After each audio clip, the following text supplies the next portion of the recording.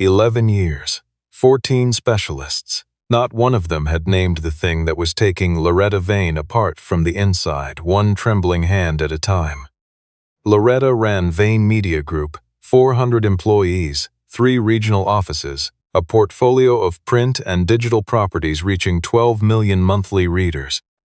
From behind a desk that had become, in ways she could never fully articulate, a kind of fortress, she held the company together through quarterly calls and executive summaries and strategic memos that her assistant Teresa Dold printed, annotated, and slid across the desk in tidy stacks. Because the act of signing her own name had become, 11 years ago, a private and ongoing humiliation.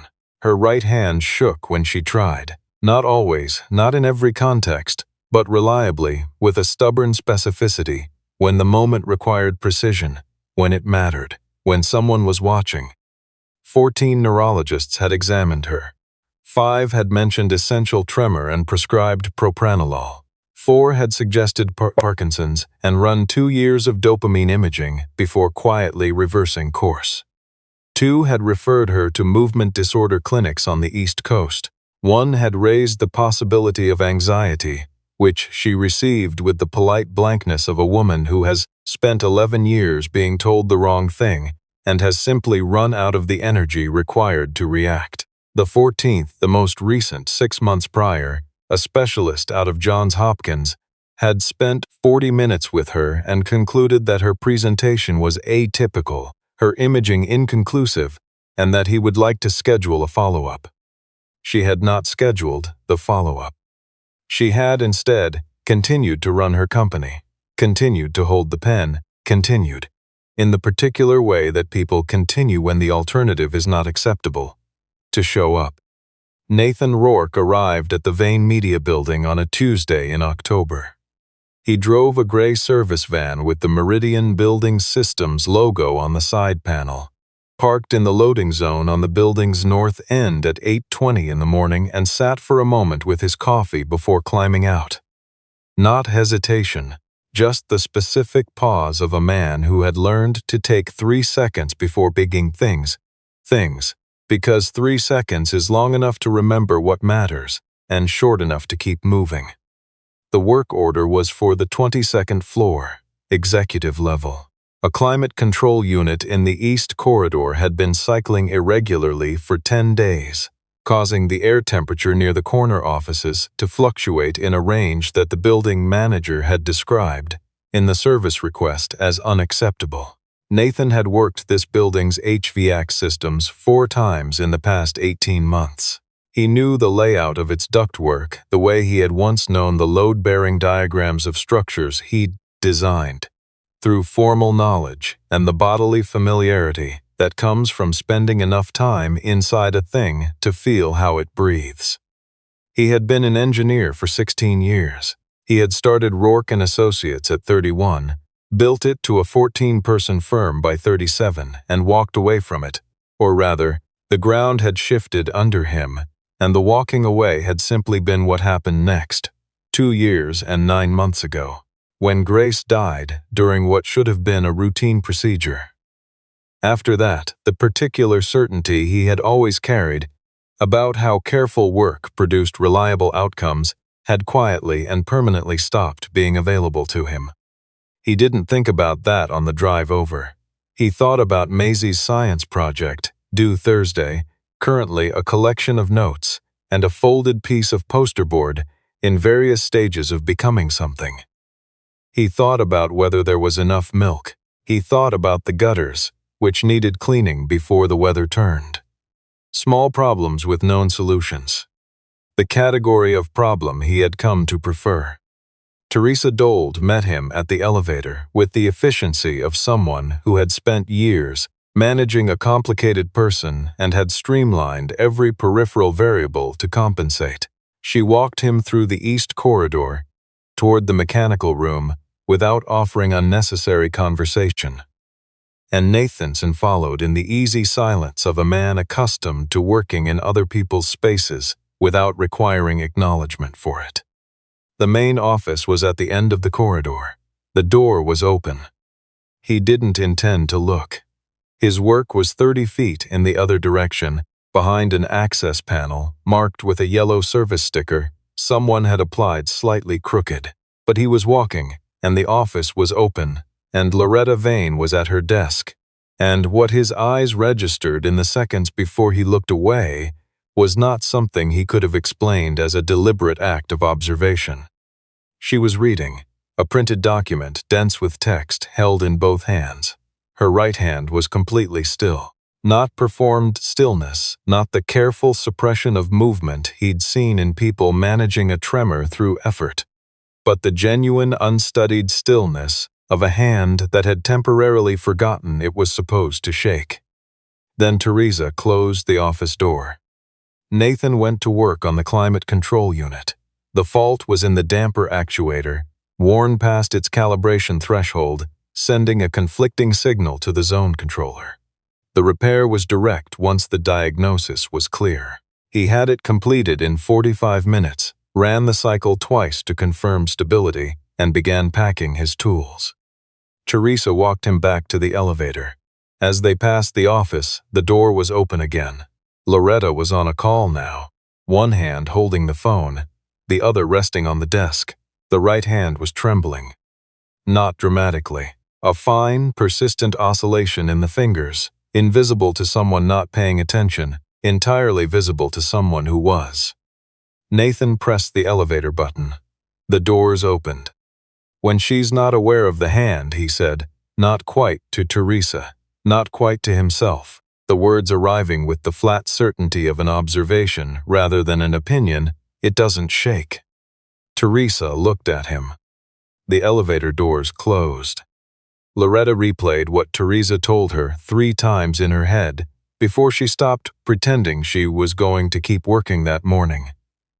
The sentence was so simple it was almost insulting, and it was the first sentence in 11 years that had pointed somewhere new. She requested a background check through building management by 2 Lime that afternoon. By 4:30, she had a file. Nathan Aaron Rourke, 47 years old. Former principal engineer, Rourke and Associate Structural Consulting, dissolved 29 months prior. Licensed structural engineer, current status, inactive, renewal pending. Grace Ellen Rourke, née Whitmore, 1978 to 2022, cardiac event during surgical procedure. 1 daughter, Maisie Grace Rourke, age 8. Current employment, field technician, Meridian Building Systems, hired 26 months prior. Loretta read to the end. Then she sat back and looked at the window for a long time, the way she did when she was trying to understand the shape of something before she decided what to do about it. She arranged a follow-up service call for Thursday. The reason listed in the request was a secondary calibration check. Teresa placed the work order without comment. Nathan knew it wasn't a calibration check when he stepped off the elevator. The corridor felt different, the way spaces feel different, when they've been arranged around someone's intention. Teresa was waiting at the elevator rather than the access panel. She brought him to the main office. Loretta was turned toward the door. She wasn't working. She had arranged herself in the chair with the deliberate composure of a person who had decided in advance what this conversation would look like and was holding that decision with some effort. "You said something when you left," she said. "Yes. You said that when I'm not aware of the hand, it doesn't shake." She looked at him steadily. "I've been told 14 different versions of what's wrong with me over 11 years. No one has ever said that." Nathan set his equipment bag down near the door. He looked at her the way he looked at a structure before he put his name on it. Not at its surface, not at its presentation, but at the way the different parts related to one another, the places where the load was distributing unevenly. "Functional tremor," he said. "It's not the same as essential tremor or early-stage Parkinson's. Both of those produce a tremor that operates independently of attention. What you're describing, and what I saw, is a tremor that appears when you focus on the hand and disappears when your attention is elsewhere. That's a different mechanism entirely." She was quiet. Functional tremor is a subtype of functional neurological disorder. The motor pathway isn't damaged. The signal is being interrupted upstream. The nervous system has learned to produce this symptom in a specific context, and it maintains it because something trained it to. Something that happened. None of the 14 said that. Most movement disorder specialists are looking for structural causes, lesions, dopamine deficiency, cell loss. They don't always look for functional causes because functional causes require asking a different kind of question. And what caused mine? It wasn't entirely a question. I can't know that, Nathan said, but you can. He picked up his equipment bag. He left a Meridian service card on the corner of her desk, the way he always did. He walked to the door. "Mr. Rourke," she said. He stopped. "Why are you doing building maintenance?" He looked at the wall for a moment, not the wall, through it. "Because it needed doing," he said, "and I was available." He left before she could find the next question. What Loretta didn't say, not to Teresa, not to her attorney Douglas Farwell when he called at 5 to discuss the Meridian contract renewal, not to Carlton Hess when he stopped by at end of day with a stack of revised quarterly projections and the particular smooth concern he'd perfected over their 17 years together, was that she had known the answer to Nathan Rourke's question since approximately 12 seconds after he asked it. She had known it for 11 years. She was 22 when the tremor started, not at the moment of the event itself that had happened 6 years earlier, when she was 16, but 6 years after, when the distance she had carefully built between herself and what she'd done collapsed without warning during a board presentation at her first real job. She had been trying to sign a letter of commitment in front of 12 people, and the pen had lurched in her fingers like something alive and badly frightened. Her sister's name was Rebecca Vane, Becca. 14 years old that summer, steady and trusting in the particular way of a younger sibling who has always looked up without questioning the direction. Loretta had been 16, confident in the specific way that 16-year-olds are confident when they haven't yet been wrong about something that can't be undone. Becca had a seizure disorder, well controlled, 2 medications taken every morning, both of which made her a little groggy, a little slower to reach full alertness, a little less fun on vacation. Loretta had suggested casually, as a favor, as an older sister who knew things, that Becca didn't need to take the medications for the hiking trip, just the week, just to feel more like herself. Becca had trusted her. That was the nature of their relationship and the specific weight Loretta had carried since. The trail had been steep. The seizure came without warning. Becca had not fallen far, but far enough. She had been airlifted. She had survived. She was 36 now and lived with their parents in Connecticut, worked part-time at a plant nursery, called Loretta on her birthday every year in a voice that held no accusation. Because Becca was not built for accusation, which was its own particular form of unbearable. Loretta had never disclosed what she'd suggested that morning. Not to her parents, not to the doctors, not to anyone. She had given a different answer to every person who asked how the seizure had happened, and the answers were all technically true in their way, and none of them contained the actual thing. The thing had stayed inside her and taken up space. It had, eventually, taken up enough space that her nervous system made a structural decision about it. Carlton Hess had been her right hand, professionally, operationally, the person who translated her vision into executed reality since she was 27. He had come recommended, competent, impeccably organized, with a calm authority that a young executive learning to lead had found genuinely stabilizing. He had helped build the Medical Advisory Council. He had coordinated the specialist referrals. He had, in 17 years, never been absent from a significant decision. She had called this reliability. She had not until Thursday night considered another word for it. The documents arrived from records at 10 p.m. Loretta sat with them at the kitchen island. She worked better there than in the home office, a fact she'd never analyzed, and read through them the way she read quarterly financials, with the attention of a person looking for the thing that shouldn't be there. It was there. 4 separate instances across 11 years where a specialist's treatment notes had referenced meaningful progress. 2 instances where the phrase improvement in symptom presentation appeared, followed, within 3 weeks, by changes in her care team. Protocol revisions. Referrals elsewhere. In 2 cases, the follow-up appointment had been rescheduled by Carlton's office, not hers. 1 email thread, buried in a folder she hadn't opened in years, Carlton's address. A consulting firm called Meridian Health Advisory. Different company from the building services. Same coincidence of name. Whose client list included 3 major pharmaceutical companies with significant revenue from long-term neurological management protocols. The consulting agreement had started in year 4 of her condition. She locked the documents in the filing cabinet in her home office. She sat on the edge of her bed for a while. Then she called Teresa and asked her to arrange a meeting with Nathan Rourke for the following Wednesday. Not at the building, at a neutral address, and not on the official calendar. Teresa said she would handle it. "One more thing," Loretta said. "Don't route anything through Carlton's office until I tell you otherwise." A pause. "Understood," Teresa said. The Wednesday session happened at a conference room in a small private co-working space on the 8th floor of a building 4 blocks from Vane Media.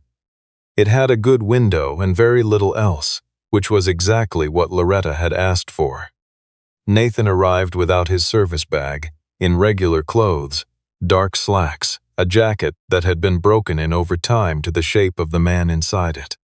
He did not begin with technique. He asked her to tell him about the first time the hand had shaken. She gave him the clinical summary she had refined over 11 years. The abbreviated version. The one referencing a stressful period at work and onset during high-pressure presentations. He listened without visible response. Then he said, "That's not the first time." She looked at him. "The first time your hand shook, you were alone," he said. "And the thing that was happening when it happened, that's what this is about." The silence lasted a long time. Then she told him about the hiking trail. She used Becca's full name. She had not spoken it in this context, her real context, the weight-bearing context, in 11 years. She had said it to doctors as data. She had never said it as the actual thing. By the end of the hour, she had said Rebecca Ann Vane 4 times. The last time she said it, her right hand was resting flat on the table. It was not shaking. Neither of them mentioned it, but they both noticed. It was a Thursday when Maisie Rourke appeared in the lobby of Vane Media, under circumstances that Nathan would later describe as approximately foreseeable in retrospect. He had brought her because her school was on a half-day schedule and his backup arrangements had fallen through. And he needed to collect a signature on a vendor dispute form. A minor administrative correction requiring his physical presence for 20 minutes. Maisie had agreed. In the solemn way she agreed to things she was already planning to modify, to wait by the elevators. She waited approximately 6 minutes. The lobby of Vane Media was large and warm, and designed with the particular expensive subtlety that makes spaces feel effortless, while concealing how much work went into them. Maisie found all of it interesting. She found the side corridor. She found the small waiting area near the east elevator bank. She found Loretta Vane sitting alone in a chair near the window with a document in her lap and her right hand in her field of view, watching it. They looked at each other. Maisie was 8 years old and had spent 8 years being treated by her father as a person whose observations mattered, which had made her someone whose observations were unusually direct. "Is that hand broken?" she asked. Loretta looked at her hand. "Not exactly." "Does it hurt?" "Not the way you mean." Maisie considered this. She sat down in the adjacent chair without being invited, which she did not experience as unusual. "My dad's hands shake sometimes," she said, "when he's looking at pictures of my mom." Loretta looked at her. "He told me it's because his body remembers things his brain is trying not to," Maisie said. She thought about it. "He said sometimes the body knows you're not ready to remember something yet, so it holds it for you." A pause. "He's good at explaining things." "He is," Loretta said. Her voice had shifted. "But he says the holding part gets heavy," Maisie continued. "He says eventually you have to take it back. He says you can't let your body carry something your heart is supposed to carry." Loretta was still for a long moment. Nathan arrived 45 seconds later, slightly short of breath. He found them in the waiting area, his daughter in the chair beside Loretta Vane, both of them looking at the window in companionable quiet, the space between them very small. "She doesn't stay where you put her," he said. "She told me something," Loretta said, without looking away from the window. "She said you can't let your body carry what your heart is supposed to carry." Nathan looked at Maisie. Maisie was examining the embroidery on the arm of the chair. "I've been telling her things since she was 3, he said. "She remembers the ones I forget," I said. Loretta looked at him. Something in her face was different from the board meetings, different from the composed professional architecture she had built and maintained across 17 years of running something large and consequential.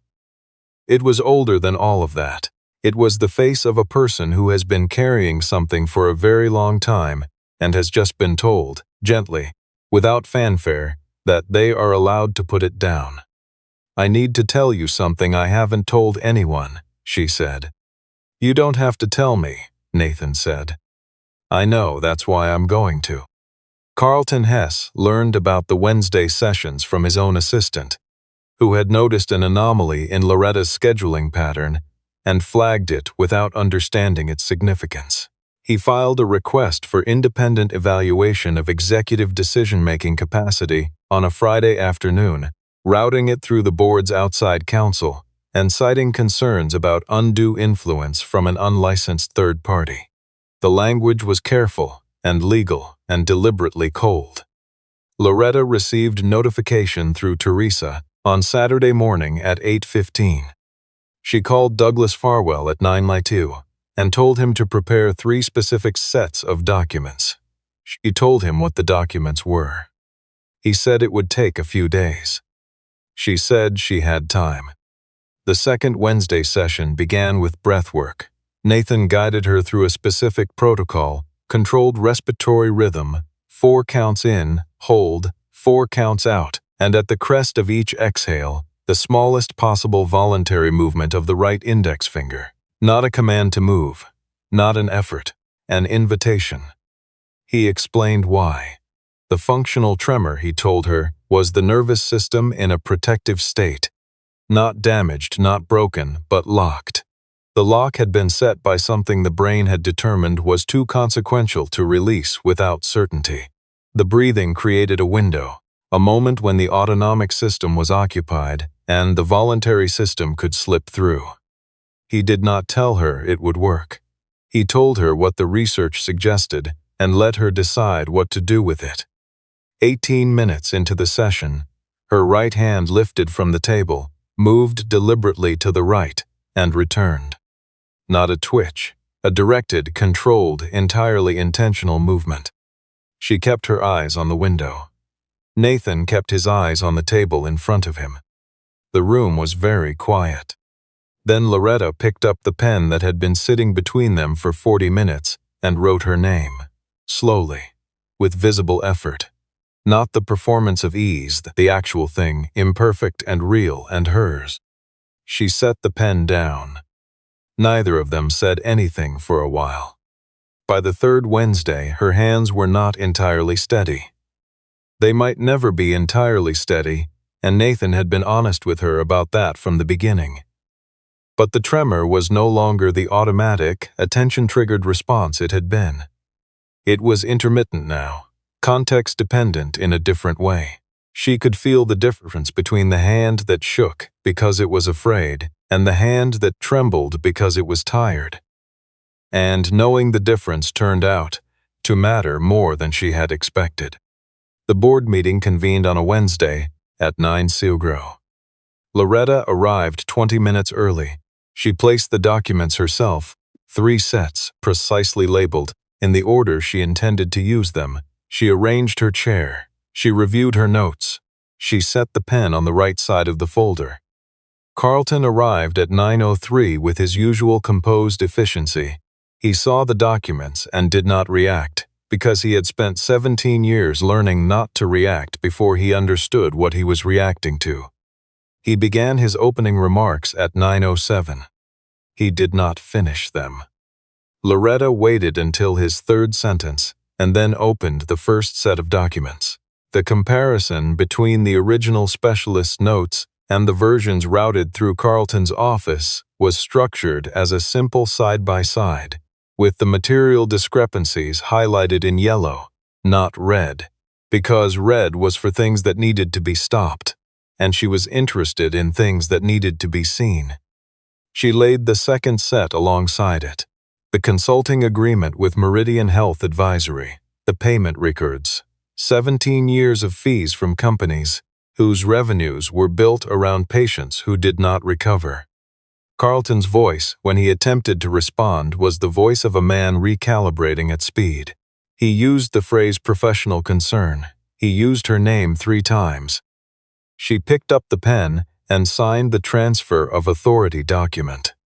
Not the signature she had been managing for 11 years, not the careful, controlled version she had learned to produce under pressure, but the actual one, the same signature she had practiced as a teenager in the margins of her notebooks, full and clear and without apology.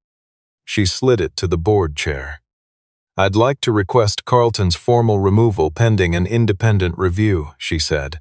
"I've prepared the procedural motion. It's on page 7. Carlton Hess left the room without being asked twice. He was gone from the building by noon. Nathan was in the hallway when the meeting ended, not because he had been invited.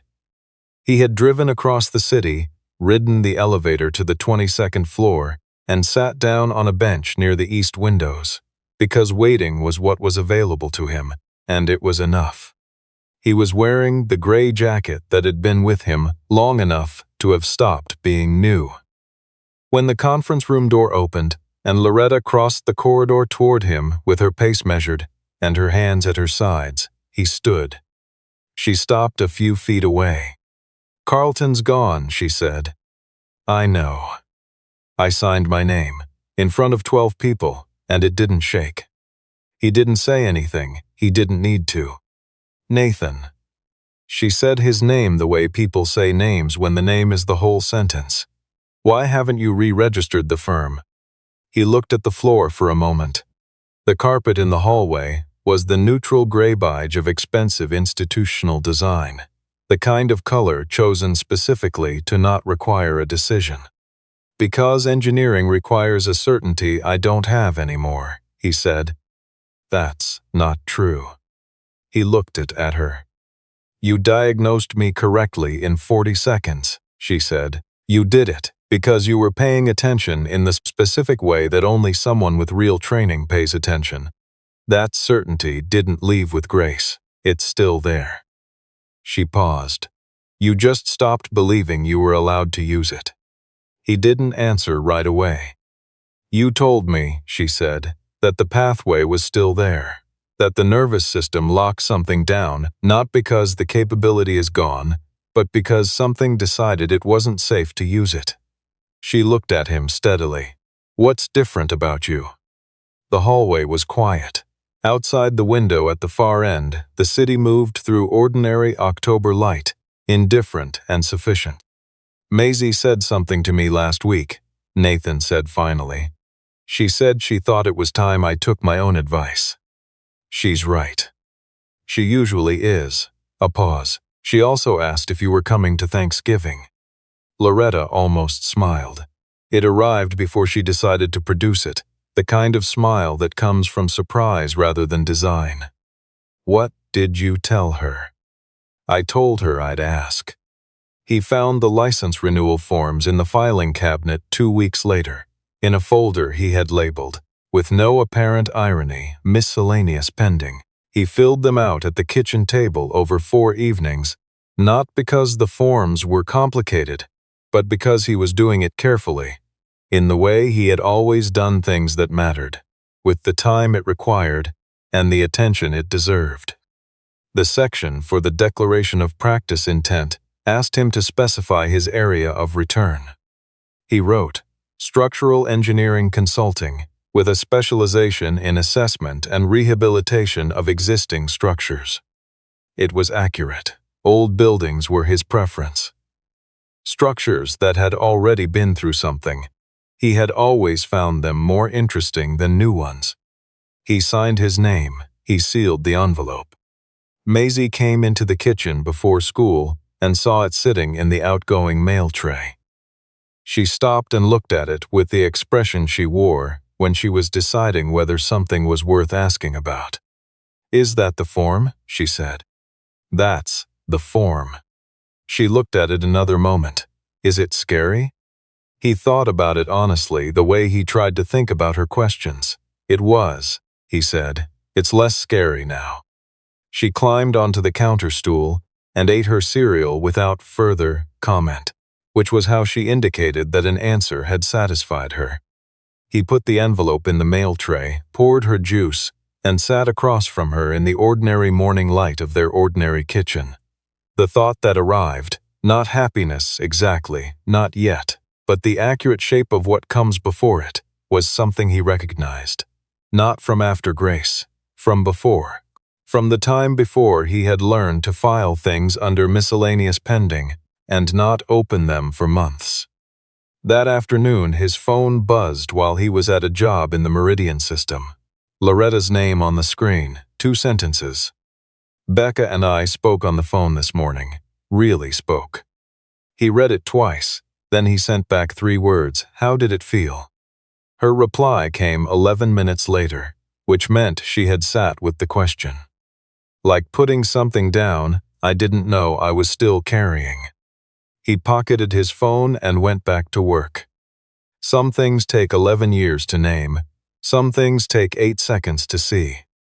And sometimes the 2 people who find each other at the bottom of something are the only ones who fully understand what the other one climbed out of, because they are the only ones who were there, not as rescuers, not as patients, as the particular kind of witness that a person needs when they have spent years being looked at without being seen.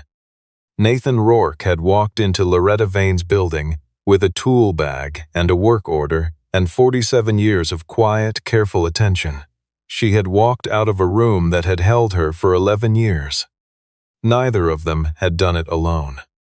That was the part that would still be true when winter came, and when the firm reopened, and when Maisie set an extra place at the table with the unself-conscious certainty of a child who does not see the point of waiting for permission. That was the part that mattered most.